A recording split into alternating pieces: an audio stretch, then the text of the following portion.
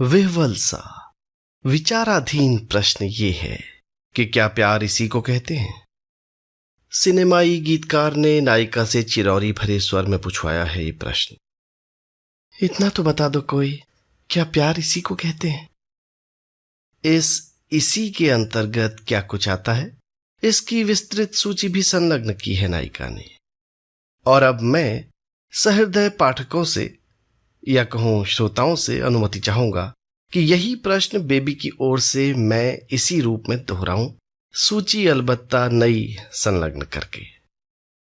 यही मुझे सिनेमाई गीतों का इतना अधिक सहारा लेने के लिए नायक नायिका की ओर से, अपनी ओर से, विज्ञ पाठकों से, श्रोताओं से क्षमा याचना करना भी आवश्यक प्रतीत होता है। मेरा विश्वास है कि वो लाचारी को समझेंगे और उनकी सहानुभूति मुझे और इस कथा के युवा पात्रों को समान रूप से प्राप्त हो सकेगी। प्रेमोपयोगी काव्य का हिंदी साहित्य में शोचनीय दारिद्र्य है। संस्कृत काव्य, रीतिकालीन भक्तिकालीन काव्य और उर्दू शेरो शायरी का सहारा वो ले सकते थे, किंतु एक तो वो इनसे सुपरिचित नहीं है, दूसरे इनसे नितांत सामंती सा रंग मिलता है प्यार का, जो लोकतंत्र में अभीष्ट नहीं। अस्तु सिनेमा गीतों का ही संबल है। हिंदी कवि क्यों प्रेमोपयोगी काव्य नहीं लिख सके?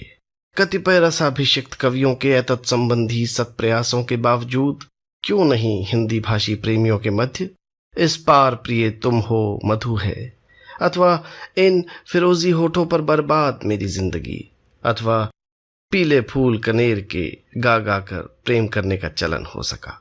ये स्वतंत्र चिंतन का विषय है जिस पर फिर कभी विचार हो सकता है। संप्रति विचारणीय है नायिका की ये चिरौरी। इतना तो बता दो कोई हमें, क्या प्यार इसी को कहते हैं। नायिका द्वारा प्रस्तुत नई सूची में भी पहला इंद्राज यानी प्रविष्टि यानी एंट्री वही पुरानी सूची वाला है। वो पास रहें या दूर रहें, नजरों में समाये रहते हैं, और समाये भी एक विचित्र विशिष्ट भंगिमा में, गिरते गिरते से अपने कद्दावर लाटेपन के साथ। कभी जब मैं बैठी होती हूँ ना, वो जो हवागर जैसा नहीं है हमारे घर के पीछे, उसमें तब सामने से दिखते हैं हरियाहर हुलियार।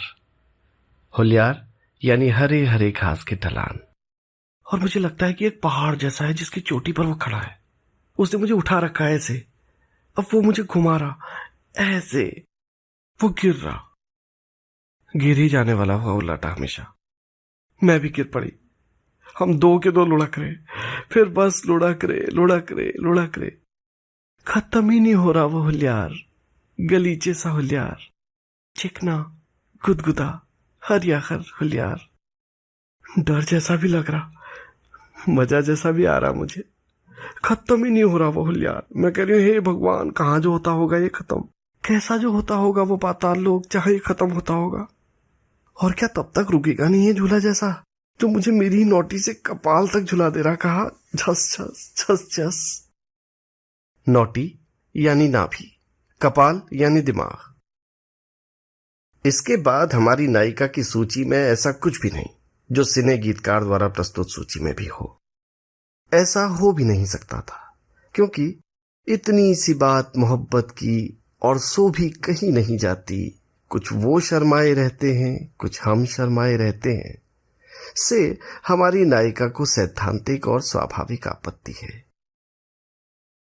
मोहब्बत की बात, इतनी सी बात कैसे हो सकती है बल? इतनी सी होती तो क्या इतना कौतिक कर रखते दद्दा बाजू लोग। बोल मत, चिट्ठी मत लिख, बात मत कर उसकी, ये झनकर वो झनकर, ये झन झन का जंजाल क्या इतनी सी बात के लिए है? अगर वो मुझसे मोहब्बत करता है, अगर प्यार इसी को कहते जो मुझे हो रहा है, तो जरूर ये कोई बड़ी बुरी सी बात होगी। मेरे बाबू तो देवता हुए देवता, उनको तक धिरधिराहट हो रहा, मुझसे आंख क्यों नहीं मिला पा रहे मेरे बाबू? और कहीं नहीं जाती, शर्माए रहते, ये क्या मजाक ठहरा? वो लाटा तक कह गया उस दिन शिसों के झाड़ पर गिरने से पहले। वो शर्माऊ तक नहीं शर्माया जिलेम्बू जिलेम्बू कहने में। मुझे तुम एक बार बता तो दो प्यार इसी को कहते हैं, फिर देखो बेबी टाउन हॉल में खड़ी होकर कह आती कि नहीं। आइए सूची के दूसरे इंद्राज का विचार करें। वो ये है कि नायक ने विवाह के जो ढेर सारे छायाचित्र कैबिनेट और पोस्टकार्ड साइज में एनलार्ज करा के भेजे हैं, जिन्हें बाकी सारे लोग एक बार देख लेने के बाद उपेक्षित किए हुए हैं, नायिका द्वारा बारंबार बिस्तर या मेज पर फैलाकर देखे जाते रहे हैं। इस पर लोगों ने आपत्ति करनी चाहिए, लेकिन आपत्ति का आधार इन चित्रों में ढूंढ नहीं पाते हुए। डीडी के खींचे हुए चित्रों में डीडी कहां, इसीलिए कुछ परोक्ष विधि से आपत्ति करते हैं। अभी नहीं क्या देखना 18 दिन मान। मैत्रेयी, तेरा होमवर्क हो गया बच्ची? चली, बार बार देखने से गंदे हो जाएंगे। फिर भी देखती जाती है वो, यद्यपि देखने को इसमें स्वयं उसकी अपनी ही छवि है। अधिकतर वो अपने को देखती है जिस तरह नायक ने उसे देखा होगा, मात्र इन चित्रों में नहीं। अब जब भी अपना बिंब उसके समक्ष होता है, किसी दर्पण में या किसी खिड़की के शीशे में, तो वो अपने को उन्हीं आंखों से देखती है जिन आंखों से नायक उसे देखता था। यहां तक कि दर्पण देखते हुए वो अपनी मुद्रा, अपनी भंगिमा वैसी वैसी बनाती है जैसी जैसी उन ढेर सारे चित्रों में है। नितांत प्रीतिकर रूप से अपरिचित, अपरिचित रूप से प्रीतिकर लगती है बेबी तब बेबी को। और कभी कभी क्या होता है ना, सुनकर तू हंसेगी, हंसती तो मैं भी हूं, जब मैं आईने के सामने खड़ी इस तरह देखती हूं अपने को।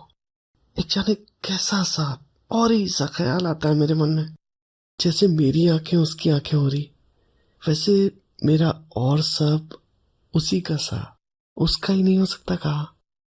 हाँ वो भी, बीच में मत बोल बदतमीज। सब उसी का सा, उसका ही नहीं हो सकता कहा। क्या मैं इस चेली को जो देख रही है में वैसे ही चाह सकती हूँ जैसा कि वो लटाई से चाहता है? लेकिन क्या होता है ना, जब मैं हाथ बढ़ाती हूँ कि इसका हाथ पकड़कर जलेबू कह दूं, तो मेरे हाथ कुछ नहीं आता। इसी करके मैं पहले तन के खड़ी हो जाती हूँ और फिर थोड़ा सा झुककर ना गर्दन और कमर को ऐसे जैसे वो झुका रहा था लाटा, देखती हूँ कि ये चेली भी ठीक वैसी झुकती है मेरे सामने। देह के अतिक्रमण की ये इच्छा, लिंग के परिवर्तन की ये लिप्सा, प्यार के लक्षण के रूप में सुधी जनों के समक्ष विचारणीय रहे। तीसरा इंद्राज किंचित संकोच के साथ, क्योंकि आप लोगों में से अनेकानेक ऐसे हो सकते हैं जो कामसूत्र बिसरा बैठे हों और जॉनसन एंड मास्टर्स अभी हृदयंगम न कर पाए हों। जो हो, मोक्ष से इधर जो भी है सो अर्थ, कर्म और धर्म का होता आया है, ऐसा जानते हुए भी मैं ये लिखे देता हूं। तू तो जानती है मुझे अच्छे नहीं लगते ये तुत्तू, ये बुपुआ यानी स्तन, लफड़ लफड़ फतड़ फतड़। इनकी वजह से मुझे बैडमिंटन खेलते हुए हाफ पैंट और टी शर्ट पहनने की मनाही हुई ठहरी। क्या चोप जैसे दिखते हैं कहने वाली हुई बबली दी। अच्छा नहीं लगता, मैच हो कुछ हो, मैं दौड़ में कैसी आने वाली हुई फर्स्ट, वो सब भी इन्हीं की वजह से खत्म हुआ ठहरा। तो मुझे तो बिल्कुल अच्छे नहीं लगते ये दुद्दू, ये बुपुआ। लेकिन क्या हुआ ना, उस दिन जब वो मुझे कुतकुताली दे चुका, तब उसका अंगूठा मेरे इस बुबुआ पर रखा रह गया। अब जब मैं नहाती हूँ रोज वही बात याद आ जाती है, मैं भी वैसे ही एक अंगूठा रख देती हूँ उस पर। सच बात बताने में बदतमीजी क्या ठहरी देखो।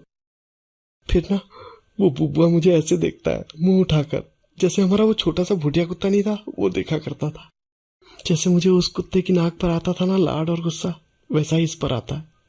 मैं आड़ा हाथ उठाकर कहती हूँ, बुबुआ बदमाश, मैं तुझे पिट्टी पिट्टी कर दूंगी, मैं तुझे मार कर धर दूंगी, हाँ पेट भी देती हूँ। कुचाग्र का पालतू कुत्ते के नासिकाग्र के सम हो उठना किस मना स्थिति विशेष का द्योतक है, इसका विचार हमें करना है। चौथे इंद्रराज का संबंध नायक के प्रकाशित साहित्य से है। डीडी रचित ये तीनों पुस्तकें साहित्यानुरागी जयबुल मामा अपनी भांजी दया को विवाह से पहले लौटा गए थे। आश्चर्य की दया इन्हें नहीं ले गई। यही नहीं, जब बेबी ने उसे इस विषय में सूचित किया तब उसने लिख दिया कि उन्हें वही रहने दे, मुझे जरूरत नहीं है। अब ये नायिका के कब्जे में है। शास्त्री जी इन्हें पढ़ चुके हैं। इनमें ऐसा कुछ नहीं कि पुत्री से कहें कि मत पढ़, बल्कि वो आश्वस्त हैं कि इधर पढ़ी लिखी बनने की जो कोशिश पुत्री ने आरंभ की है, उसके बावजूद वो इन किताबों को समझ नहीं सकती। ये शास्त्री जी का भ्रम है। वो समझते हैं कि किताबें इस तरह समझनी होती हैं कि अनंतर परीक्षक के समक्ष प्रमाणित किया जा सके कि हम इन्हें वैसा ही समझ गए हैं जैसा कि आप और आपके परीक्षक समझे थे। वो उस स्थिति से अनभिज्ञ हैं जिसमें पढ़ने वाला उतना समझ लेता है जितना उसे समझना होता है। बेबी ने समझ लिया है। एकांकियों में उसने दो ही समझे। पहले में एक नाटक का रिहर्सल चलता रहता है और खूब गड़बड़ होती है। इसके संवाद यूं भी बहुत हंसाने वाले हैं और नायिका को कुछ और आनंद ये समझकर आता है कि इस एकांकी लीला में बौड़म नाटककार और कोई नहीं, डीडी है। दूसरे में एक गरीब गांव में मिले त्योहार का अंकन है। अति भावुकता से ग्रस्त है ये एकांकी और नायिका को रोना धोना भाता नहीं, किंतु वो समझ सकती है कि इसमें नायक ने कंगोलीहाट का चित्रण किया है, जहां उसकी निपुती बुआ बचुली ने उसका आरंभिक लालन पालन किया। नाटक की बुढ़िया तो निश्चय ही बचुली है। एक बड़ी सी थाल में बुढ़िया द्वारा परोस कर दिया गया 5 खड़ी साबुत दालों की दाल और भात का पर्व भोज भिनभिनाती मक्खियों के साथ खाने बैठे, बहती नाकें और अपनी बाहों को बार बार पोंछते इन 5 बच्चों में से कोई एक निश्चय ही बालक डीडी है। कौन सा? कदाचित वो जो अधिक नहीं बोलता, बस बीच बीच में आपत्ति करता है कि इसमें मक्खी गिरी हुई है और बुढ़िया कहती है, खा ले उड़द का दाना होगा। बच्चा उस उड़द के दाने को दबा कर दिखाता है कि मक्खी है और बुढ़िया आकर उसे ले लेती है, प्रकाश में देखती है, फेंक देती है, ये कहकर, खा ले, जला हुआ जीरा था भौ। डीडी के अन्य एकांकियों में से एक छात्रों की हड़ताल के बारे में है, एक में कॉफी हाउस में बहस ही चलती रहती है, एक में अधेड़ पति पत्नी एक दूसरे का दिमाग खाते रहते हैं, एक में मध्यवर्गीय परिवार के लड़ाई झगड़े लोकमंच की शैली में किसी पौराणिक लीला की तरह प्रस्तुत किए गए, और एक में शिव पार्वती का पौराणिक कथानक मध्यवर्गीय बाने में मंच पर उतार दिया गया है। इन तमाम एकांकियों में नायिका के समझने योग्य कुछ भी नहीं है, इसके अतिरिक्त कि डीडी बहुत होशियार है। डीडी की कविताएं भी नायिका को इसी स्तर पर छूती है कि बब्बा हो, कितने सारे पन्ने रंग रखे उस लाटे ने और कैसी हाय तबाही मचा रखी। जला दूंगा, उजाड़ दूंगा, आ गया हूं, छा गया हूं। ओ बाबा, डीडी जलाएगा, उजाड़ेगा, आएगा, छाएगा, बदल डालेगा दुनिया। डीडी तब तो जल्दी ही बदलेगी दुनिया। और ये तुम मेरे लिए लगा रखी क्या? तुम हंसी जब मैंने दुखड़ा सुनाया, मेरा दर्द तुमने टुच्चा ही पाया। टुच्ची है मेरी सच्चाई, स्वीकारता हूँ, सावधान, इस सच्चाई का ही घूंसा तान। अब मारता हूँ तुम्हारी सर्वज्ञ मुस्कान पर। मारेगा तो मैं नहीं मारूंगी। दो ही कविताएं नायिका को पठनीय प्रतीत होती हैं। पहली, जिसकी टेक है, ये नाम तेरा छोटा सा। बेबी भी तो छोटा सा ही नाम हुआ, किंतु यहां एक अन्य ही नन्ही मुन्नी संज्ञा संबोधित है, क्रांति। कवि का हताश मन अपने एकाकीपन के साथ दोहराता है जब कभी जहां कहीं घबराता है ये नाम उसका छोटा सा, और पाता है कि अनगिन एकाकी कंठों से यही नाम फूट रहा है, वोल्गा से गंगा तक। नहीं, ये बेबी के बारे में नहीं। दूसरी कविता में 4 पंक्तियां उसे बहुत पसंद आती हैं। फूल को मैं देखता हूं, फूल मुझको देखता है, फूल का मैं देवता हूं, फूल मेरा देवता है। मैं उसकी देवी हुई क्या, उस मरे देविया की? अब ऐसा करूंगी, उससे कहूंगी भला भला सा गीत लिख जिसे मैं गा सकूं, जैसे मनमोर हुआ मतवाला, किसने जादू डाला। नायिका का मन डीडी की कहानियों में रमा है, इसलिए कि इनमें पहाड़ी जीवन के चित्र हैं और ये पहचान सकना सरल है कि डीडी किस चरित्र के रूप में स्वयं प्रस्तुत हुआ है या किस चरित्र से उसे सहानुभूति है। ज्यादातर कहानियां तो हैं ही उत्तम पुरुष में, और कहानियों का मैं 16 आने डीडी है। फोटो विचित्र सी लंबी कहानी है जिसमें आरंभ में एक विभत्स फोटोग्राफ का वर्णन है। 2 व्यक्ति एक मरे हुए अधेड़ व्यक्ति की लाश इस तरह उठाए हुए हैं कि उसके चेहरे का फोटो आ सके। मरे हुए व्यक्ति की कहानी के बहाने लेखक ने निर्धन पंडितों के एक वंश की दुख गाथा प्रस्तुत की है। नायिका अनुमान कर सकती है कि ये डीडी के ही पूर्वजों की कहानी है। एक कहानी है प्यारी सी काले कौवा, बच्चों के कुमाऊनी त्योहार का वर्णन है इसमें। ये त्योहार नायिका को भी पसंद है। इसमें बच्चों को विभिन्न चीजों के रूपाकार में बने व्यंजनों की मालाएं पहनाई जाती हैं और बच्चे इन व्यंजनों के टुकड़े कौवों पर फेंक कर तुकबंदियों में अपनी फरमाइश पेश करते हैं। ले कौवा फूलो, बैणी के दे भलो भल धुलो। ले कौवा फूल, बहिना को दे अच्छा अच्छा दूल्हा। डीडी ने इस त्योहार के बहाने निम्न मध्यवर्गीय परिवार की क्षुद्र किंतु अतृप्त इच्छाओं का हृदय द्रावक वर्णन किया है।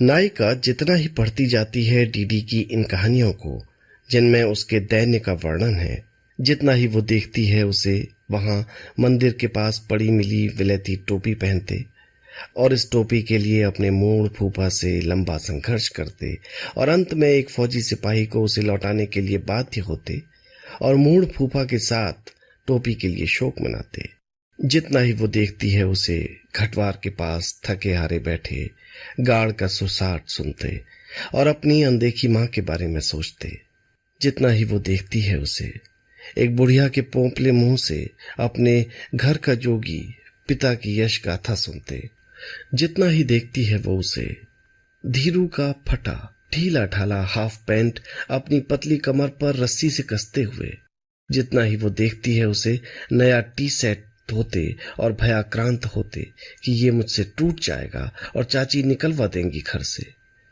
उतना ही नायक शिवौ का नहीं शाबाशी का पात्र मालूम होता है उसे। तू देखना एक दिन ये बहुत बड़ा आदमी बनेगा और तू देखना इसके गले में ना एक माला होगी, दुनिया की जितनी भी चीजें ठहरी आटे की माला बनाकर गूंथ रखी होंगी, और ना ये हमारा लाटा इतना बड़ा आदमी हो जाएगा कि इसके मुंह से बात निकली नहीं कि कौवा जो आज्ञा महाराज कहकर दौड़ जाएगा। अच्छा, दुनिया की सभी चीजों में एक जलेबी भी तो ठहरी, जलेबी हुई और इसने देकर बेबी मांगी तो ले कौवा जलेबी मके दे बेबी, मैं क्या करूंगी तब? इधर कौवे की काऊ काऊ, उधर ददा बोझियों की कड़कड़। सुन, मैं भी हूं रे इसकी कहानियों में, जितनी लड़कियां इसने दिखा रखी सब मैं हूं। कैसे उतार दिया इनमें मुझे। इसकी वो जो कहानी है ना कसब, उसकी लड़की तो ठीक मेरी जैसी लग रही, तब तो उसने मुझे देखा भी नहीं ठहरा। कहानी में ये लाटा पैदल बगड़ गांव जा रहा होता है पहली बार पुरखों का घर देखने, बाट नहीं जानता, इसीलिए सोचता है किसी से पूछ लूं। एक लड़की दिखती है इसे, पेड़ से पीठ टिकाए खड़ी ठहरी, दोनों हथेलियां आपस में फंसाकर सिर के पीछे लगाई ठहरी, एक टांग घुटनों पर मोड़ रखी ठहरी। इस लाटे ने पूछा पकड़ गांव का रास्ता कौन सा है? उसने कहा कसब। फिर लाटे ने पूछा यहाँ कहीं पानी मिलेगा? उसने कहा कसब। फिर लाटे ने पूछा पास में कोई गांव है, चाय की दुकान है? लड़की ने कहा कसब कसब। जो पूछो कसब जवाब देने वाली हुई और हंसने वाली हुई। हाथ पीछे रखने से उसके वो चुप जैसे अलग निकले ठहरे। बाद में तो पता नहीं क्या है उस कहानी में, लाटे का टूटा पुश्तैनी मकान, लोगों का उससे पूछना तू कौन है, उसका खुद से पूछना मैं कौन हूं, पता नहीं क्या अंडशंड। लेकिन वो लड़की मजेदार है ना? ठीक मेरी जैसी शैतान लड़की उसे सूझ कैसे गई। कहा किसी के साहित्य में से मात्र अपने काम की बात समझना, किसी के साहित्य में लेखक को ही नहीं स्वयं को भी प्रतिष्ठित करना, ये प्रेम का लक्षण है कि नहीं, इस प्रश्न का विचार किया जाए। 5वां इंद्राज संक्षिप्त है। शास्त्री जी के मकान के पुराने हिस्से में तिमंजिले पर जो बहुत ही कम ऊंचाई वाली पान है, यानी छत से लगी कोठरी है, उसमें पुरानी चीजें ठुसी पड़ी हैं।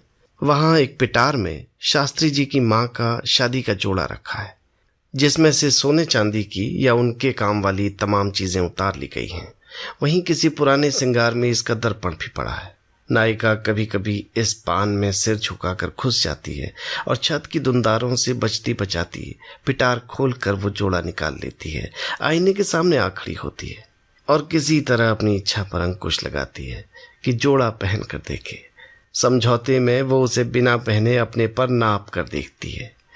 अभी थोड़ा बड़ा है। विचारणीय प्रश्न, क्या दादी का जोड़ा आजमा कर देखना प्रेम हो जाने का प्रमाण है? 6ठा इंद्राज यानी 6ठी एंट्री। नायिका बहुधा वे तुकबंदियां जोर जोर से गाने लगी है जो बच्चों को सुनाई जाती हैं। नायिका द्वारा इस प्रकार शिशु गीतों का गाया जाना आगामी कल्पित वात्सल्य का गदगद पूर्वाभास है या खोए हुए बचपन का गलदस्रू स्मृत्याभास, और दोनों ही स्थितियों में इसका प्रेम में होने या न होने से क्या और कितना संबंध है, इसका मनोवैज्ञानिक दृष्टि से विचार अपेक्षित है। हरि कथा की तरह नायिका की ये सूची भी अनंत है। किंतु मैं समझता हूं कि नायिका के मूल प्रश्न का उत्तर देने के लिए इतने इंद्राज पर्याप्त होंगे। हम तमाम ऐसे अन्यान्य तथ्यों की उपेक्षा कर सकते हैं जिन्हें शास्त्री जी जासूस पिता के रूप में इधर रेखांकित करते रहे। नायक से पत्र व्यवहार बंद करा दिए जाने पर और नायिका द्वारा नायक का कहीं कोई उल्लेख न किए जाने से अन्य स्वजन भले ही आश्वस्त हों, शास्त्री जी आशंकित हैं बराबर। नहीं, ये नहीं कि उन्हें संदेह है कि चोरी छिपे पुत्री उस डीडी से कोई संपर्क बनाए हुए है। ऐसा वो कर नहीं सकती, लेकिन यही आंखों के सामने वो जो कुछ कर रही है वही कुशंका पैदा कर रहा है मन में। ये कैसे हुआ कि सहसा इस मैत्रेयी में पारिवारिक मान्यताओं के अनुसार भली बनने की आकांक्षा इतनी प्रचंडता से जाग उठी? क्यों वो घर का कामकाज सीख रही है ध्यान से? क्यों वो अपनी मां के पास बैठकर मानस पारायण सुनती है? क्यों गोपाल सहस्र नाम उसे अच्छा लगने लगा है अब? क्यों मेरे पास आकर बहुत मनोयोग से पाठ्य पुस्तकें पढ़ती है? क्यों सहसा इसकी जिज्ञासा जाग उठी है? क्यों ये कुछ पढ़ना चाहती है अब? संगीत में रुचि तो पहले भी थी, कंठ भी मधुर पाया है, लेकिन ये शास्त्रीय संगीत सीखने का उत्साह कहां से है और क्यों? क्या ये मैत्रेयी हमारे मानकों के अनुसार अच्छी और किसी अन्य के मानकों के अनुसार योग्य बनना चाह रही है कि हमसे कह सके, देखो मैं सब तरह से अच्छी हूं, एक ही बात गड़बड़ करना चाहती हूं, करने दो। और जिसके योग्य बनना चाहती है उसे जतला देना चाहती है कि मैं भी तेरी तरह कलाकार हूं। मैं शास्त्री जी की आशंका को निराधार नहीं मानता, लेकिन किसी के योग्य बनने के यत्न में भी आधार खोजना अनावश्यक प्रतीत होता है मुझे। नायिका अपने योग्य बनने का मंत्र जब नायक को दे चुकी है, तब मुझे इस बात का कोई कारण नहीं दिखता कि कहूं वो स्वयं किसी के योग्य बनने के लिए यत्नशील है। नायिका किसी भी हीन भावना, किसी भी अभाव बोध से ग्रस्त नहीं, जो मैं सोचूं कि वो नायक की तरह किसी के योग्य बनने की भावना को प्यार की संज्ञा दे सकती है। बेबी ने तो नायिका पद के लिए कोई आवेदन नहीं किया था। इसे नायिका बनाया है डीडी की प्यास ने, स्वजनों की वर्जना ने, और बनाया है तो भुगतें, क्योंकि बेबी के लिए प्यार किसी और की चुनौती से नहीं, अपनी ही अस्मिता की चुनौती से उपजता है। क्योंकि जहां समाप्त होने को होती है ना इंद्राज की वो अनंत सूची, वहां खड़ी होती है नायिका किसी भी कैसे भी दर्पण के नहीं, स्वयं अपने समक्ष, और कहती है बारी बारी अपना एक एक अंग छू छू कर, अभिमंत्रित कर कि देखो ये मेरा ये है, ये मेरा ये है, और मेरा ये यही होना क्या प्यार का लक्षण नहीं है? दुस्साहस से पूछती है, क्या मेरा होना ही प्यार में होना नहीं है? विचारणीय होता है ये दुस्साहस भी, यदि विचारातीत न होता। सदा ही रेलगाड़ी से जाता हो ये दल, ऐसा नहीं, कहीं विमान से भी जाता है, कहीं टैक्सियों से भी, किंतु नायक के मन में प्रतीक वही है, चक्रपथ पर चलती रेलगाड़ी का। नाम उभरते रहे हैं इस बीच कई, जब जब चक्रपथ का कोई मोड़ थड़थड़ा कर पार करती, धुआं छोड़ती हुई कैमरे की ओर आई है रेलगाड़ी। आगरा, खजुराहो, वाराणसी, कोणार्क, पुदुचेरी, मदुरै, मैसूर, हम्पी, पंजिम, इतिहास के पर्यटक का भारत। नायक हर जगह से जरा भी समय मिलने पर पत्र डालता आया है नायिका के नाम। काश तू यहां होती, कितना सुंदर है संसार, कितने अभागे हैं हम कि इसे देखने का अवकाश नहीं मिलता हमें। कितने मूर्ख हैं हम कि अगर कहीं जाते भी हैं तो अपनी चिंताओं को ही साथ दिए जाते हैं। कितनी विराट विधि है ये सृष्टि, और कैसी है ये विडंबना कि हमारे लिए अपनी एकविध क्षुद्रता ही हर कहीं सर्वोपरि रहती है। कहीं इसीलिए तो पूर्वज सुरम्य स्थलों पर मंदिर नहीं बनवा गए कि यहां तो भूलो, यहां तो झुको। काश तू यहां होती, काश मैं वहां होता, काश हम सब हर कहीं होते। हमारा क्षुद्र अहम, हमारा चैतन्य विकसित होता और समेट लेता समस्त भूगोल, सकल इतिहास। नायक भेजता है पत्र, नहीं जानता कि नायिका के लिए निषिद्ध कर दिए गए हैं वे। उत्तर न मिलने से चिंतित नहीं है नायक, क्योंकि वो समझता है कि यात्रा करते व्यक्ति को उत्तर देने में कितना झमेला है। उसे विश्वास है कि नायिका उसे बंबई के पते पर ही उत्तर देने की सोच रही होगी, शायद दे भी चुकी होगी। नायक नहीं जानता कि नायिका के लिए निषेध है पत्र भेजने का भी। नायक नहीं जानता कि नायिका इन सब निषेधों का अक्षरशः पालन करने के विषय में भी पूरी जिद्दी है। जब घर में सत्यनारायण कथा के बाद डीडी बेबी कथा का विचार हुआ, तब बेबी को विस्तार से समझाया गया कि एक पागल जोगी का बेटा, जो स्वयं भी अधपगला अधजोगी है, तेरे लिए सर्वथा अनुपयुक्त वर है। ऐसे व्यक्ति से अपना नाम जुड़वा कर तू इस लकीर के फकीर समाज में इतनी बदनाम हो जाएगी कि फिर तेरी शादी नहीं हो सकेगी। इस समय तेरे लिए एक से एक रिश्ते भाभियां ला रही हैं। तू किसी एक के लिए हां कह दे, तेरा सुंदर घर संसार बस जाएगा। तेरे बाबू को भी संतोष होगा, बूढ़े हैं, बूढ़े शरीर का क्या भरोसा। और बेबी ने कह दिया नाटकबाज मध्यस्थ बबली दी से, मेरे बाबू 100 बरस जिएंगे, मैं अभी छोटी हूं, मेरी शादी की बात अभी से करना गलत होगा। मुझे अभी पढ़ना है, संगीत सीखना है, मेरी शादी की बात मत करो, और जैसा भी कहोगी मैं कर दूंगी। और मध्यस्थ बोली, ठीक ही कह रही है, छोटी हुई अभी। बहनी, जैसा तेरे दादा लोग कह रहे, तू चिट्ठी पत्री झन करना डीडी से। यहाँ आ जाता है अल्मोड़ा में तो झन मिलना बोलना उससे। अंधेर खराब ठहरे अल्मोड़िए, क्वीड़ करने वाले, यानी पीठ पीछे बुराई करने वाले। बदनाम करके रख देंगे बहनी, नाक कट जाएगी मौसा जी की। और जब दिल्ली से डीडी की पहुंच का पत्र आया, तब पिता ने उसे पुत्री के संगीत कक्षा से लौट आने तक खोला नहीं।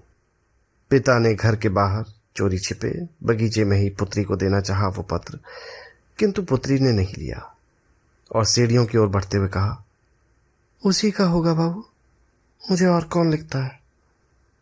पिता का हाथ पत्र लेकर बढ़ रहा, पुत्री बगैर मुड़े सीढ़ियां चढ़ती रही और फिर पिता वहीं फूलों की क्यारियों के पास कुर्सी डालकर बैठ गया।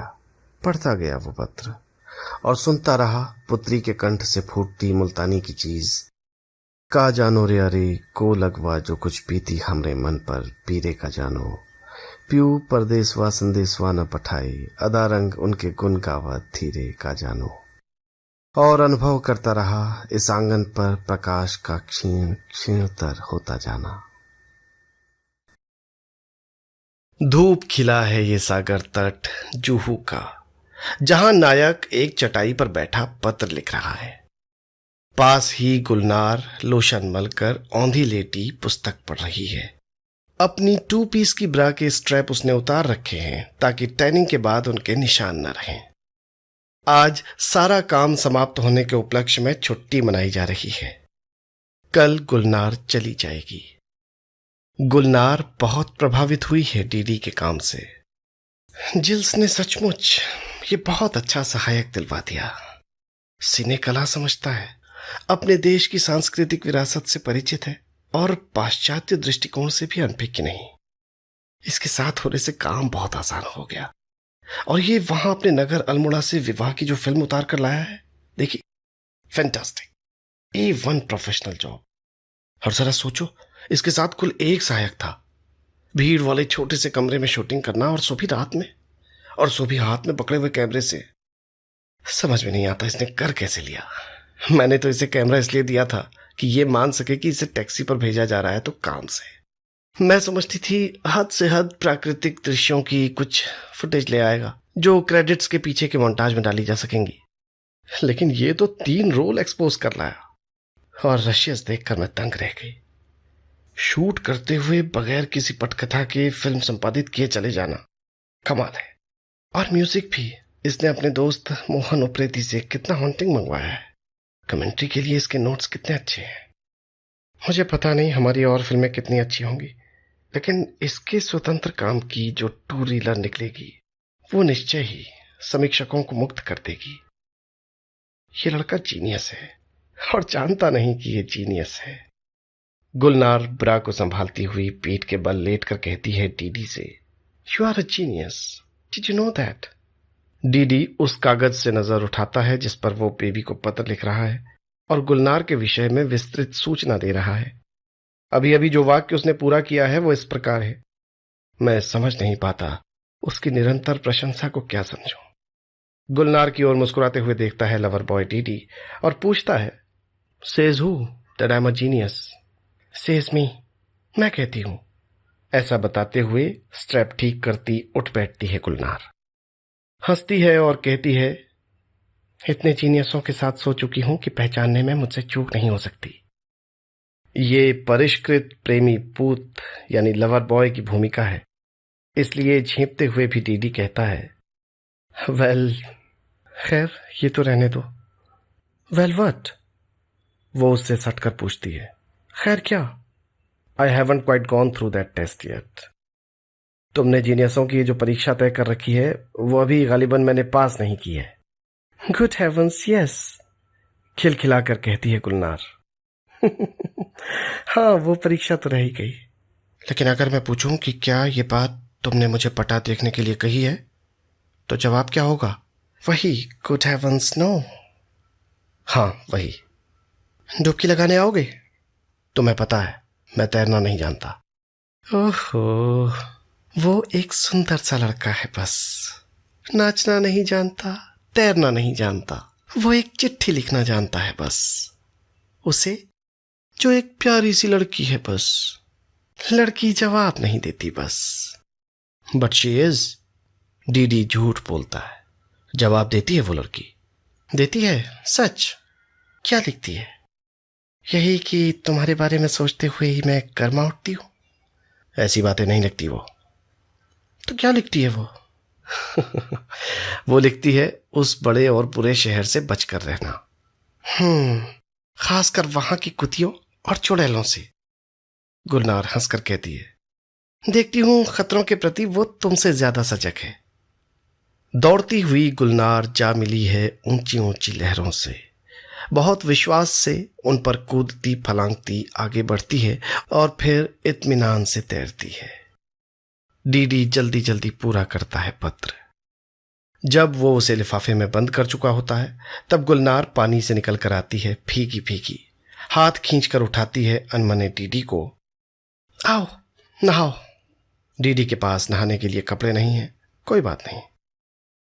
विचित्र लग रहा है डीडी धारीदार कपड़े के कच्छे में, और उसके ऊपर झूलते मैले पड़े यहां वहां से गठीले हो गए यज्ञोपवीत में।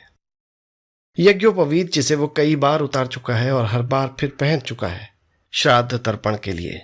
जो लगा गए हैं पूंजी उसे पैदा करके 3 पीढ़ी तक याद किए जाने की, उन अनदेखे माता पिता को पूंजी लाभ देता है ये यज्ञोपवीत। गुलनार देखती है और हंसती है, मुंह पर हाथ रखकर नहीं, सर पीछे को झुकाकर झूल झाल कर हंसती है। बैग में से कैमरा निकालती है और डीडी का फोटो खींचती है इस विचित्र वेश में। वाओ, सीक्रेट थ्रेड, तुम्हारी जनेऊ? या, you believe in this shit? I was born in this shit. Oh, in shit was I born, and to shit shall I return. Yep, सच कहा। नाराज हो? नहीं, चलो नहाएं। वो उसे देखती है अपने साथ साथ चलते हुए सारस चाल में। कद तो अमरीकियों जैसा है, लेकिन ये अमरीकी किसी नाजी नजरबंदी कैंप से आया मालूम होता है। पतली पतली टांगें, कबूतर सीना, एक एक पसली साफ नजर आती है, और इसे तैरना नहीं आता। घुटने घुटने पानी में ही उठक बैठक करने को नहाना माने ले रहा है, और पानी को हाथों से छपछपा भी बच्चों की तरह रहा है। Come on. वो उसका हाथ अपने हाथ में लेकर उसे गहरे पानी की ओर ले जाती है। अरे मुझे तैरना नहीं आता। वो हाथ छुड़ाकर वापस जाना चाहता है। I know enough for the 2 of us। वो कहती है कि मुझे इतना आता है कि हम दोनों तैर सकेंगे। लहरें अब उसके सीने से टकरा रही हैं, फेन उसकी आंखों में आ रहा है, और जब लौटती है लहर तब उसे अपने पैरों तले की धरती वस्तुतः खिसकती मालूम होती है। नेत्रों का निर्वाण तो नहीं, आमोद निश्चय ही दे रहा है ये जोड़ा। एक अधेड़ किंतु स्वस्थ सुंदर सुडौल नारी, और एक अस्वस्थ बेडौल लड़का। एक औरत जिसका दादा हिंदुस्तानी था, बाप आधा हिंदुस्तानी आधा अंग्रेज, और मां फ्रांसीसी। एक मर्द जिसके पूर्वज बगड़ गांव के तिवारी थे, एक औरत जिसकी अभिनेत्री मां ने इमारती लकड़ी का धंधा करने वाले अपने भारतवंशी पति को तलाक दे दिया था, 7 साल की बच्ची को लेकर कैरियर की तलाश में फिर से निकली थी, और जिसने जब बच्ची 12 साल की थी एक अमरीकी नाटक दिग्दर्शक से विवाह कर लिया था। एक मर्द जिसके पिता जोगी और जादूगर थे, जिन्होंने एक ऐसी क्षयग्रस्त युवती से शादी की जो एक बीमार से बच्चे को जन्म देकर मर गई। एक औरत जो 2 बार शादी, 6 बार प्रेम और अनगिनत बार संभोग कर चुकी है। एक मर्द जिसने अभी पहली बार प्रेम शुरू किया ही है और नारी भूगोल से अपरिचित है। एक औरत जो रहस्यमय पूर्व, मिस्टीरियस ईस्ट का संधान करके जा रही है। एक मर्द जो प्रगतिशील पश्चिम यानी प्रोग्रेसिव वेस्ट के माध्यम से आधुनिकता का लाभ करना चाहता है। उसके लिए मार्क्स, फ्रॉयड अंग्रेजी में ही उपलब्ध है और गीता उपनिषद भी। एक औरत जो 2 के बराबर अकेली तैरना जानती है। एक मर्द जिसे तैरना ही नहीं आता। तैरना नहीं जानता डीडी, इसीलिए अब गुलनार पर लगभग लटक गया है। उसके बोझ से गुलनार भी लड़खड़ा रही है। अब जो लहर आएगी ना, उस पर पीठ टिका देना, वो किनारे तक छोड़ आएगी, गुलनार उसे और अपने को संभालते हुए कहती है। लहर आती है, फेन फन उठाए, गुलनार कहती है अब। किंतु कहां, किंतु कब। डीडी अपने को निश्चिंत छोड़ ही नहीं पाता लहर के भरोसे। वो लहर पर पीठ नहीं, कूल्हे टिकाए है, बैठा हुआ सा है, और उसका भार पानी की उछाल के बावजूद पीठ पर तैरती गुलनार के हाथ को तोड़े दे रहा है। वो खुद लहर में डूब रहा है, गुलनार को भी डुबा रहा है। हमें चिंतित नहीं होना चाहिए क्योंकि पानी बहुत गहरा नहीं है और गुलनार 2 के बराबर अकेली तैर सकती है।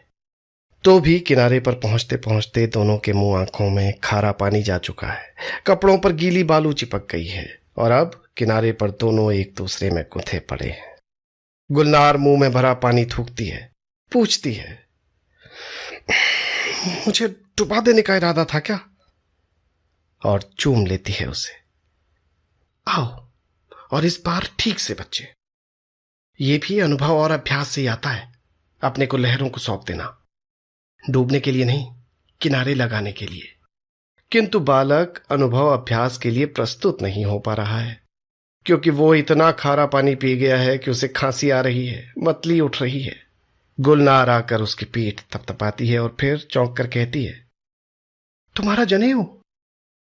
डीडी देखता है अपने बाएं कंधे को, जिस पर अब वो मैले धागे नहीं है। बह गया जनेऊ। उसे पानी में घुसने से पहले उसके गले में फंदा सा बना लेना चाहिए था, किंतु गुलनार वैसे ही उतना हंस रही थी। यहीं कहीं होगा, कहती हुई गुलनार खोज में जुट जाती है। अरे परेशान मत हो, वो गुलनार से कहता है।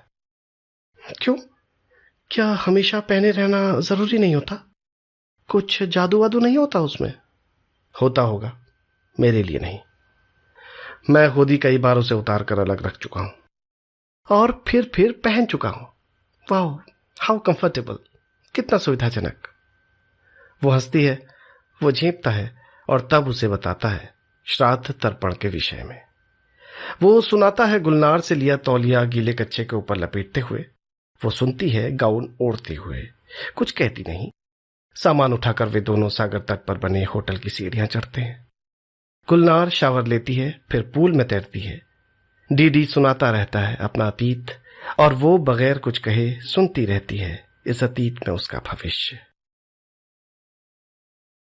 जितने भी कर्तव्य करामाती लोग हुए हैं आज तक, सब के सब दरिद्र, रूढ़िग्रस्त और अतिशय भावुक समाजों में जन्मे हैं, चोट खाई है। आकांक्षा की दौड़ में आहत भूखा सबको पीछे छोड़ता आया है। ये भूखा भी आगे बढ़ेगा। हालांकि ये पर्याप्त क्रुद्ध नहीं है, कुछ स्त्रैण सा, रुआंसा सा होगा इसके क्रोध में, इसकी कला में, किंतु वही पश्चिम में इसे अनूठापन दे डालेगा। हाँ, इसे पश्चिम ले जाना ही होगा। गो वेस्ट यंग मैन, वो पूल से बाहर निकलते हुए कहती है। पश्चिम जा नवयुवक, और अगर नहीं जाएगा तो याद रख, पश्चिम तेरा अपहरण करके ले जाएगा। वो सुनकर मुस्कुराता है, मन ही मन खुश होता है। उसे कुछ ऐसा बनना है कि डॉलर में कितने पूछना सहज स्वाभाविक हो उसके लिए। बात गुलनार ने शायद मजाक में ही कही है, लेकिन मजाक में ही सही, शुरुआत तो हुई। अपने को पूछते हुए वो पूछती है, तुम शावर क्यों नहीं ले रहे? मैं अब घर जाकर नहाऊंगा, जरा ये सूख जाए कच्चा। ये कोई ऐसे सूखेगा? जाओ नहाओ और फिर आओ कॉटेज में। तुम्हें तो शाम तक मेरे साथ रहना था ना। डीडी शावर लेता है, तौलिए से बदन पोंछकर गीले कच्चे पर ही तौलिया लपेटे कॉटेज में पहुंचता है, जहां इस बीच कपड़े पहन चुकी गुलनार अब बाल ब्रश कर रही है। ये तुम्हारा कच्चा भी क्या उन धागों की तरह पवित्र है? वो हंसकर पूछती है। इसे खोलते क्यों नहीं? कमरा सारा गीला कर दोगे। जाओ गुसल खाने में उतार आओ। लेकिन डीडी गुसल खाने से भी उसे पहने हुए ही लौट आया है, और हे भगवान, उस गीले कच्चे पर पतलून चढ़ा रहा है। ये क्या? गुलनार लोट पोट होते हुए कहती है, निश्चय ही जादू ही होगा तुम्हारा ये कच्चा, और इसमें तुम्हारे नर होने के रहस्य के अतिरिक्त भी कुछ छिपा होगा, है ना? मार कांट, डीडी कहता है। What's that? वो जानना चाहती है, और जब समझती है तब और भी हंसती है। फिर दराज से एक कैंची निकाल लाती है। डीडी चाहता है कि कैंची लेकर वो गुसलखाने में चला जाए, लेकिन गुलनार उसके विरोध के बावजूद वो इजारबंद वहीं काट देती है और कच्चा छप से गिर जाता है। और डीडी पांव उससे मुक्त करने के लिए, पतलून पहन लेने के लिए घबराकर गुलनार की ओर पीठ करता है। कैंची रखने सिंगार मेज की ओर जाते हुए वो कहती है, लाज से लाल मत हो, माताजी ने नंगे बालक पहले भी देखे। डीडी को इस बात का आभास हुआ कि सिंगार मेज की ओर जाने से गुलनार अब उसकी पीठ की ओर नहीं रही, बगल में आ गई है वो। इसलिए वो थोड़ा और घूमता है, पतलून पहनते पहनते, और गिरने को होता है। गुलनार उसे संभालती है और कहती है, तुझे पोर्नो मूवी में हीरो बनवाऊंगी। ये आकार प्रकार और लजीली कुआरों वाली अदाएं, दर्शक विह्वल हो उठेंगे इस दुर्लभ योग से। डीडी झेंपता मुस्कुरा देता है, बनियान कमीज पहनता है, कच्चा गुसलखाने में निचोड़कर बाहर धूप में डालने जाता है। गुलनार बाहर आती है और सोफा नुमा झूले पर बैठती हुई कहती है, देखो, वो जो तुम्हारी समस्या है ना, उसका एक सरल सा समाधान है। इलास्टिक और जूते बगैर फीते वाले लोफर्स, बहुत फैशन है उनका। अच्छा चलो, अपने लिए चाय मंगा लो, तुम लोग पूरे अंग्रेज हो इस मामले में, और मेरे लिए कॉफी। कुछ खाना चाहते हो तो वो भी। चाय कॉफी पी लें, फिर बाजार चलेंगे तुम्हारी गठीली समस्या का समाधान ढूंढने। चाय कॉफी पीते हुए उस झूले पर गुलनार ने डीडी को अपने माता पिता और सौतेले पिता के विषय में बताया। सौतेला पिता मेरा गुरु और पहला प्रेमी था। ये बात उसने इतने आए गए ढंग से बताई कि डीडी स्तब्ध रह गया। गुलनार ने नाटक, फिल्म और टेलीविजन के क्षेत्र में अपने संघर्ष की, अपने विफल दाम्पत्य की कहानियां भी सुनाई, लेकिन उसके कहने के ढंग में कहीं भी आत्म करुणा नहीं थी। अंत में गुलनार ने कहा, देखो, मैंने तुम्हारी कहानी सुनी, तुमने मेरी। अब यह है कि या तो गलबहियां डालकर रोते रहें हम दोनों, या ये कि इन कहानियों से सही सीख लें। कमीने होते हैं सब, मूलतः कमीने, नरभक्षी, खाने को तैयार बैठे रहते हैं तुम्हें हमेशा, जिन्हें वो भावनाएं कहते हैं, और कुछ नहीं, तुम्हारा शोषण करने की सुविधाएं होती हैं। मैं जानती हूं कि इस नुस्खे का मर्द किस तरह उपयोग करते आए औरत के शोषण के लिए, और औरतें भी कैसे इसी को अपने संरक्षण संवर्धन का हथियार बनाने को बाध्य हुई हैं। क्या तुम समझते हो कि वो मेरा सौतेला पिता, रंगमंच का जीनियस, कभी मेरी मदद करता आगे बढ़ने में? वो तो मुझे वात्सल्य भाव से भोंकता रहता और चाहता कि मैं प्यारी प्यारी बच्ची बनी रहूं, उसके बिस्तर की शोभा बढ़ाती रहूं। ये तो मैं थी जो उसे जता सकी कि इस तरह के वात्सल्य की कीमत चुकानी पड़ती है पिताजी। मैंने उस हरामी के आर्थिक बौद्धिक अंडकोश चूस कर फेंक दिए। तुम तो दुनिया को नरक के रंगों में रंगे दे रही हो और मानव को हैवान के। डीडी ने आपत्ति की, मगर ये सच है। मैं दुनिया से साफ कहती हूँ कि मुझे किसी की करुणा नहीं चाहिए। मैं दुनिया को साफ जता देती हूँ कि मुझसे करुणा की उम्मीद न रखें। ये जीवन तो एक क्रूर दौड़ है, इट्स अ क्रूअल रेस। अपने अपने पांवों के भरोसे भागो और जाने रहो कि जो पीछे छूटेगा उसे सींग पूंछ वाला खा जाएगा। तुम्हें पता है, मेरी पहले विवाह से एक बेटी है, बेटनिक बन गई है। उसने मेरा घर गंजेड़ियों का डेरा बना देना चाहा। मैंने उसे कान पकड़कर निकाल दिया घर से। ठीक है, मेरी बेटी है, पैसे मंगवाती है तो भेज देती हूँ।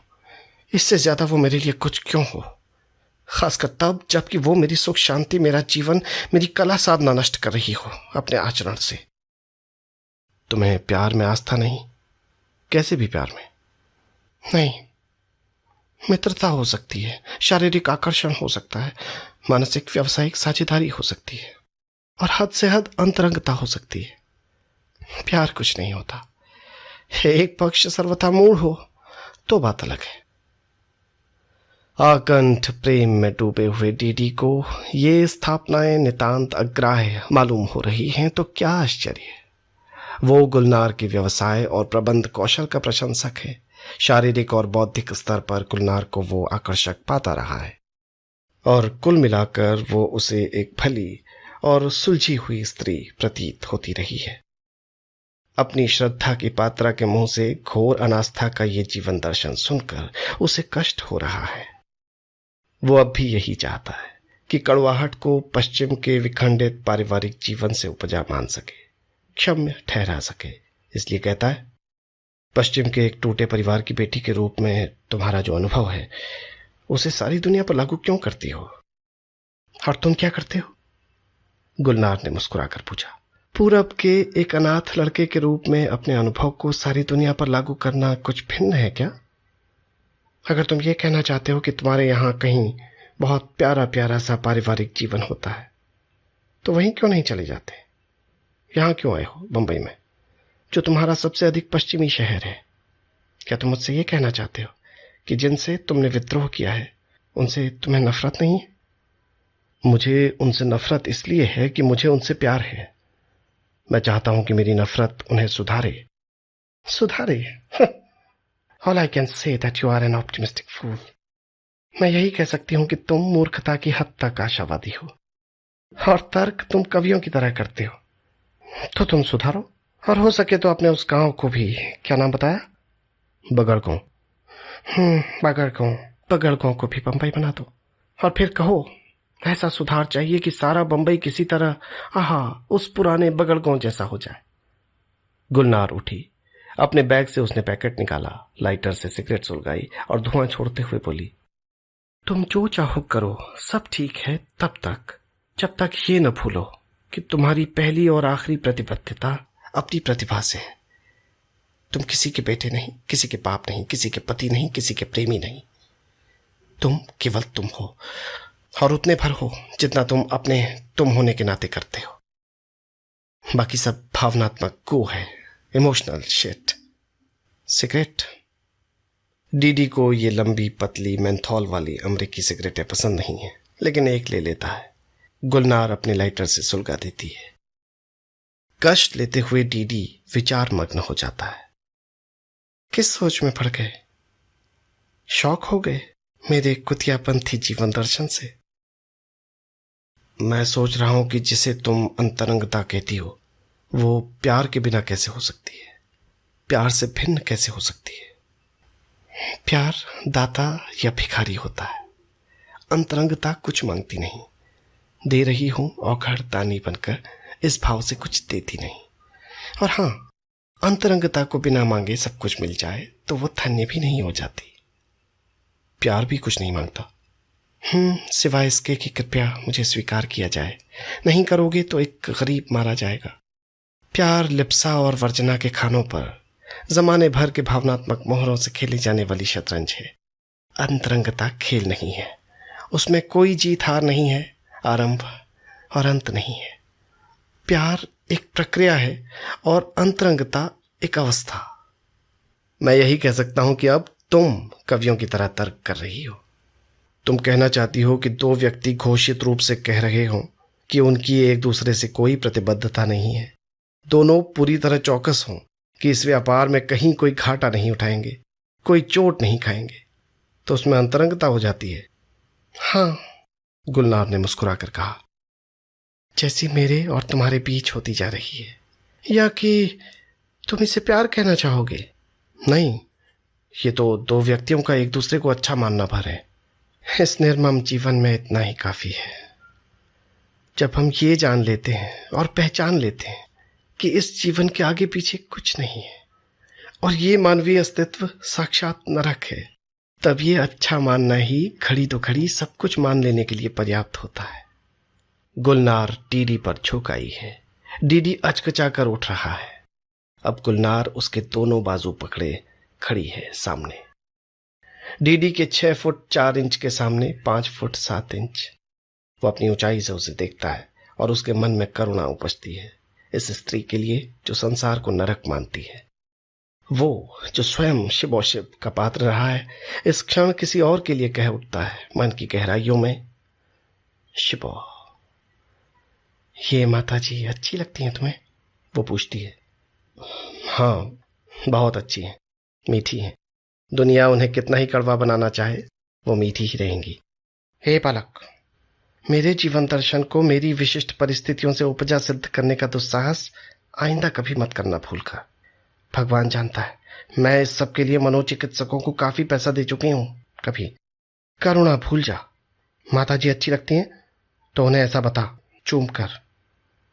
इन लोगों में तो चुंबन कोई बड़ी बात नहीं, ऐसा सोचता है डीडी और गुलनार का माथा चूमने झुकता है।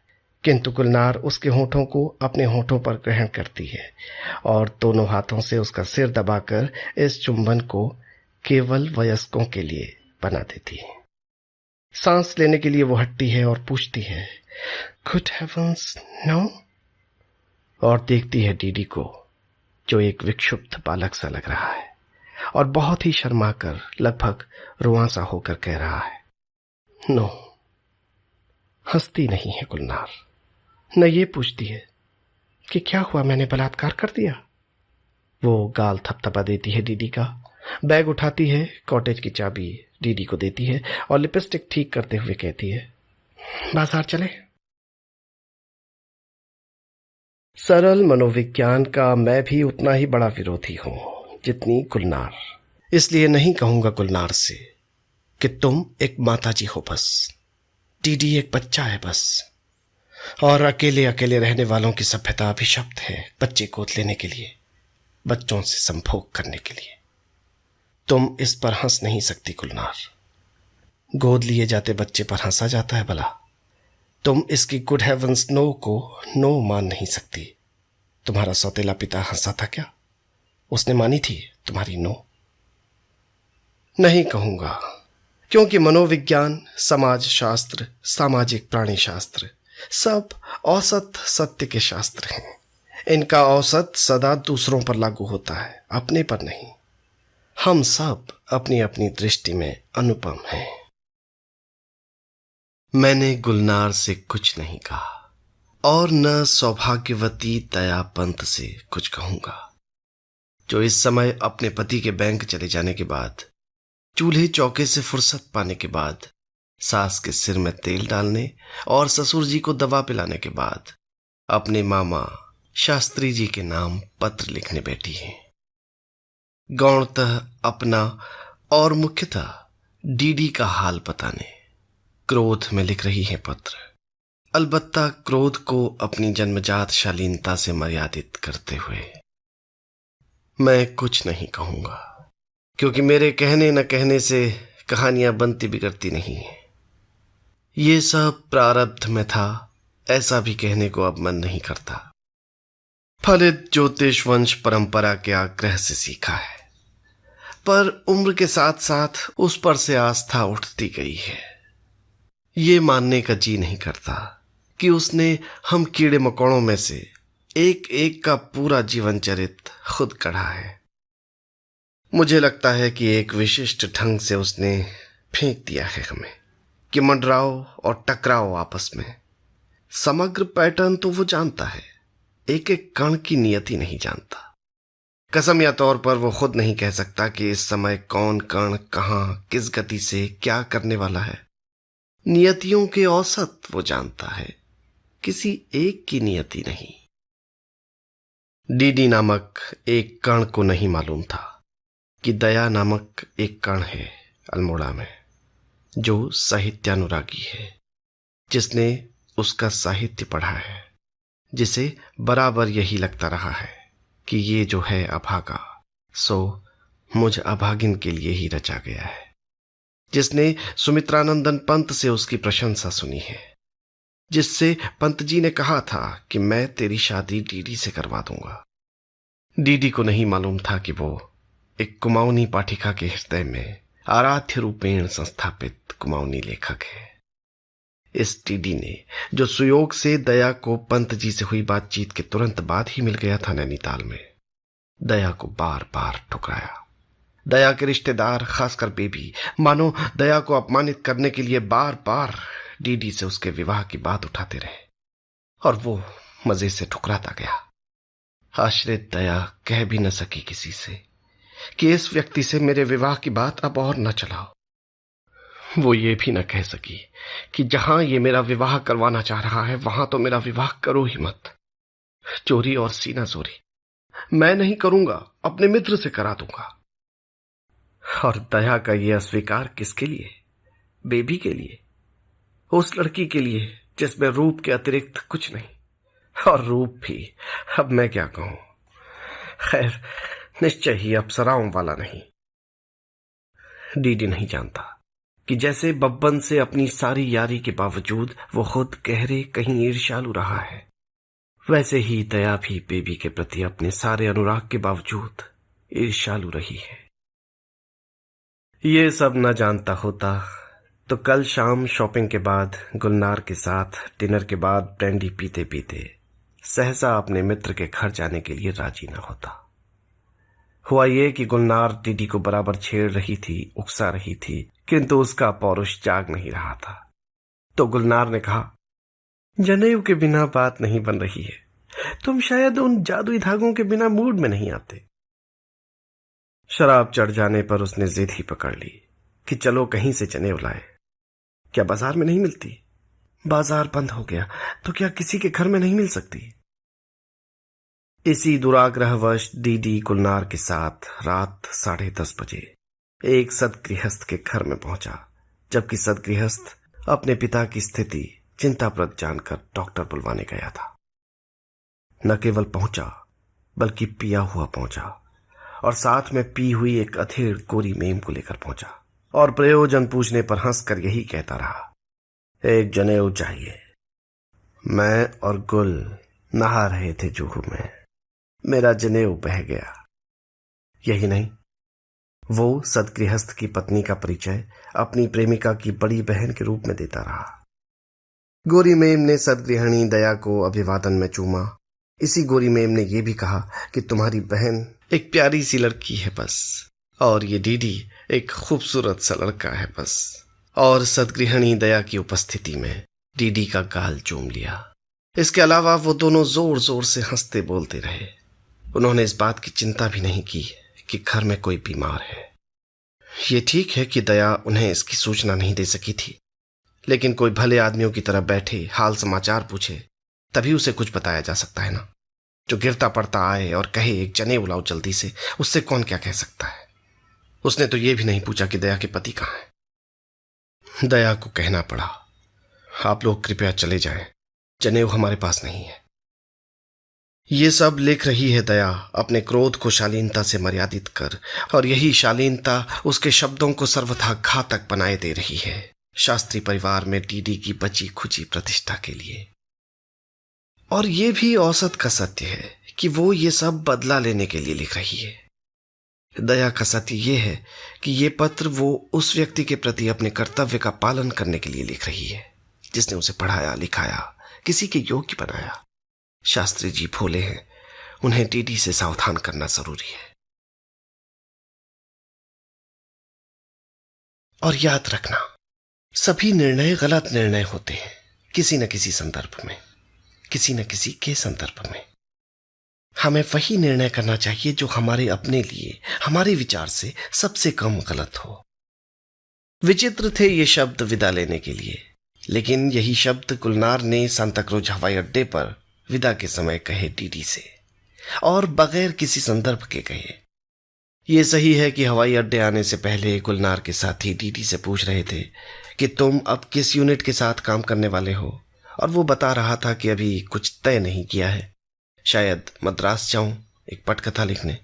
ये भी सही है कि कल गुलनार ने डीडी से अपने अब तक के विफल जीवन की बात की थी और भविष्य के विषय में चिंता व्यक्त की थी, लेकिन उस सब से इस संवाद का संबंध जोड़ना कठिन है। जो हो, जिन्हें कहा जाता है बुद्धिजीवी, उन्हें आदत सी होती है नाटकीय क्षणों में किसी कवियोचित तर्क से ऐसे ही विचित्र शब्द समूह प्रस्तुत कर देने की।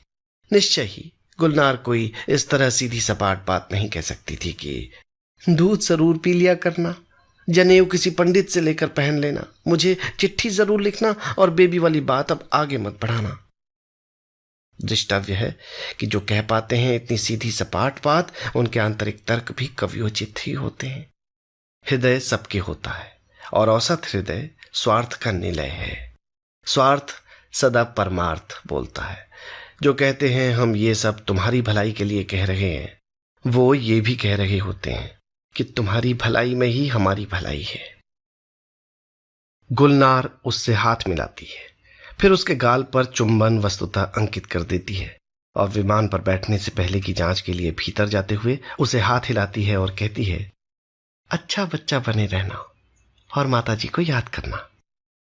स्कर्ट और ब्लाउज पहनी, पतली ऊंची हीलों वाले सैंडल खटखटाती ये दबंग स्त्री, जो 7 समंदर पार से आई थी और अब वहीं लौट कर जा रही है, बगड़गों के तिवाड़ी को कौशल और आत्मविश्वास की देवी मालूम होती है, जिसके मारकांठ नहीं पड़ती, पड़ने भी लगे तो उसे कैंची से काट देना, और इलास्टिक वाले 6 कच्चे पाजामे खरीद लाना जानती है, खरीद सकती है।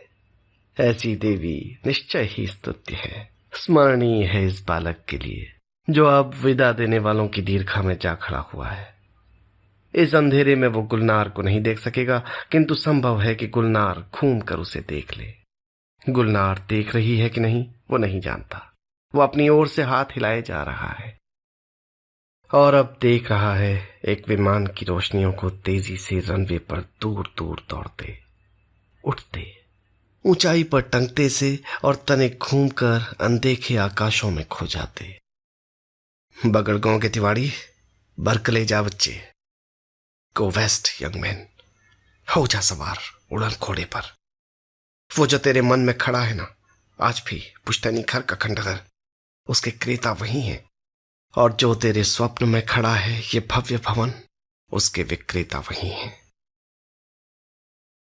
मैं डीडी को यहीं छोड़े जाता हूं, हवाई अड्डे के शौचालय के वॉश बेसिन के दर्पण के सामने, जहां वो देख रहा है अपने गाल पर 2 होंठों की लिपस्टिक छाप को, और अपनी तर्जनी से उसे इस तरह विलंबित लय में मिटा रहा है कि लगता है सहला रहा है।